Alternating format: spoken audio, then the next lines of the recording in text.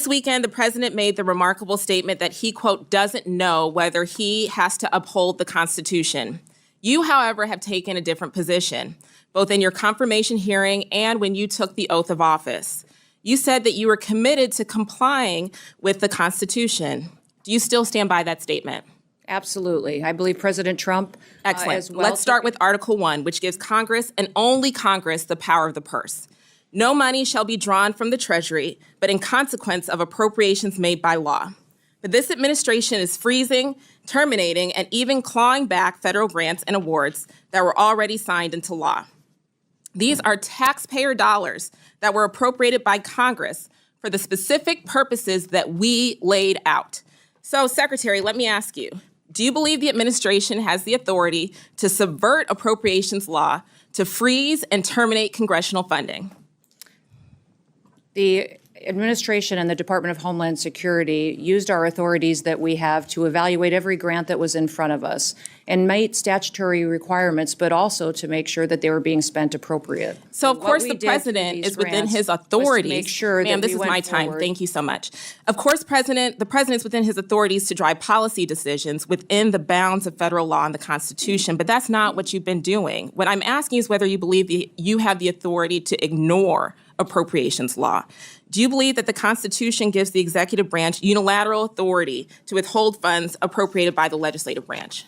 We have evaluated grants to make sure if they're being spent appropriately, and work that is underway and was authorized has continued. Other grants that have not been started and have not been authorized or obligated, we have reevaluated. And I think you're talking specifically about grants potentially within FEMA that were non-disaster related grants. I'm talking Those broadly, ma'am, programs are and being- Article 2 does not give the executive the authority to withhold funds, period. And multiple courts have weighed in to agree. Multiple courts have ruled in agreement. Congress controls the power of the purse. That is a fact. That's not a question. That is a fact. And so if the president disagrees with certain spending, Congress passed the Impoundment Act to create a legal process to seek rescissions, and we expect him to follow the law. This administration is not just ignoring the constitutional power of the people's elected representatives. It is also violating the fundamental right of individuals. Do you believe that the Constitution grants everyone in our country the right to due process, including non-citizens? The administration has the authority to. Ma'am, I'm looking for a yes or no question. Yes or no. Do you believe the Constitution? Yes, ma'am. Do you, We have ma'am? not conducted in Claiming my any kind time, of Mr. impoundment. Chairman. Time is yours. Okay. Secretary Noem, I'm just looking for a yes or no here. Do you believe the Constitution guarantees due process to everyone in America? Due process is exactly what this Congress lays Yes out. or no? It is, and Okay, the ma'am, tools I'll that take you that as a give us no. on due process Excuse me. is I'm trying, afforded to. ma'am, I'm trying to ascertain your understanding of the law as it applies to your department. And you as its leader should be able to give us a yes or no answer, because judge after judge has ruled that the law is not being followed. Do you believe that the U.S. government has the authority to deport American citizens?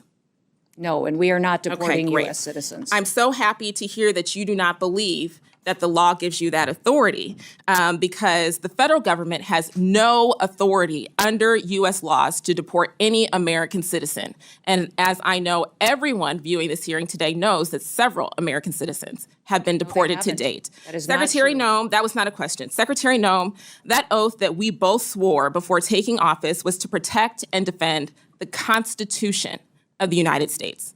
Not the president, not a political party, the Constitution.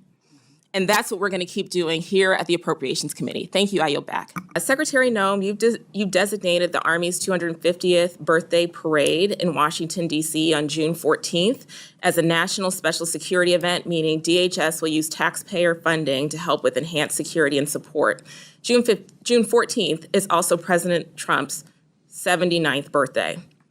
At the same time that this administration is canceling critical cybersecurity and disaster recovery funding under the guise of so-called waste and abuse, it's being publicly reported that this event will involve a full military presence crossing the Potomac from the Pentagon to Constitution Avenue. We recently received your fiscal year 2025 spend plans for the Secret Service, but the costs for this event were not included. What do you estimate you'll be spending on this, and how do you plan to pay for it? I can get those details and get back to you. I don't have them with me today, but I will certainly take that as a follow-up to your question. Okay. Do you plan to designate NSSEs for the birthdays of other branches of our armed services that do not share their birthday with the president, but also happen to be celebrating their 250th anniversaries in 2025? I will look and work with the administration and with the different departments and agencies to identify what would be appropriate for all of those, and we'll continue to keep you updated on that as well. Now I want to focus on CISA for a moment. America is under constant and growing threat from cyber criminals and foreign adversaries, as we're still seeing with Salt Typhoon. Last week you said we should, quote, just wait for the president's grand cyber plan. But you have not waited to erode the department's cyber defense capabilities by removing resources and personnel from CISA and other components. Meanwhile, bad actors are burrowing further into the critical infrastructure of this country. On what date can we expect to receive the president's cyber plan? And why are you moving forward now with workforce reductions and other changes to relevant DHS components without it? Yeah, CISA's mission is to hunt and harden and to work with our state and local entities on critical infrastructure. So to support cybersecurity infiltrations that would happen from enemies and bad actors when it comes to electrical grids, water systems, support those states, those small and medium-sized businesses that can't afford that kind of defense system themselves, and to go and walk alongside of them. I think one of the most alarming things that I heard when I was first nominated for this position, but before I was sworn in, I got briefings from CISA and from the leadership team and the people that were there. And one of the things that they shared with me was that they were aware of Salt Typhoon and Volt Typhoon, but they didn't know necessarily how they had happened yet or how to stop them into the future. That was alarming to me. It was alarming to me that we had the nation's top leading cybersecurity agency that didn't know how to stop the PRC and our enemies from coming in and hacking into our systems. And if we think a pandemic was scary, wait until the PRC in China comes in and shuts down our electricity. Obviously. And so our when water. are we getting So the president's cyber plan? That is what CISA is focusing on, is making sure that we're approaching cybersecurity from the importance that it is. I had a direct question. Yes. Do you know when the president's cyber plan will be released? It will be coming out shortly, and that is the president's prerogative. Okay. I have been advising him on what that will look like. Despite the growing cyber threats, your budget cuts nearly $500 million from the main agency charged with protecting our federal networks and so much more. So if you are so outraged by the threat of the PRC and our federal networks, why are you cutting $500 million? When you recently spoke at the RSA conference, you said that we needed to put CISA, quote, back on mission. But let's be clear, that mission is designated for you. We in the Congress told you in the department and CISA how to execute on that mission. And you all have been moving money away from CISA, and that does not help achieve that mission.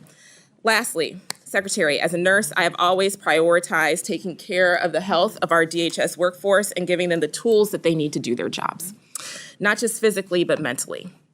DHS has made great strides in recent years here with popular programs that provide personnel and their families with the resources that they need and the support for the mental health of our agents and officers. I hope that these programs can continue for fiscal year 2026. And I'm curious if you agree that this is a priority for the department, and will we see continued funding for it in the budget request?